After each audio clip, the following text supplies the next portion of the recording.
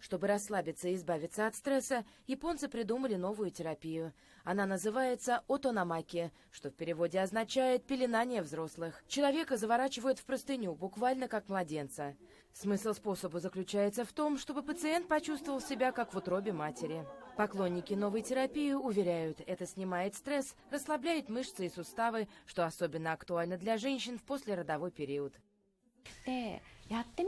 Когда мы попробовали эту процедуру, оказалось, что она очень успокаивает. Мы поняли, почему завернутые в пеленки младенцы так хорошо спят. Я считаю, это упражнение будет полезно женщинам после родов, поскольку многие из них испытывают боли в бедрах и плечах. Токийская организация помощи молодым мамам провела тренировку для желающих попробовать новый метод. Под наблюдением специалиста женщины по очереди учились заворачивать друг друга.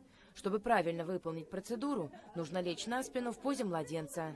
Ткань плотно оборачивают вокруг человека и завязывают, фиксируя тело в этой позиции. Его слегка покачивают, что способствует расслаблению мышц. Однако некоторые медицинские работники не убеждены, что терапия эффективна. Людям, у которых астма, в таком положении будет легче дышать, но как только простыню снимут, все будет по-прежнему. Кроме этого, я и представить не могу, как такая терапия может принести людям пользу. Врачи также предупреждают, что не стоит пробовать этот метод людям, у которых болит спина.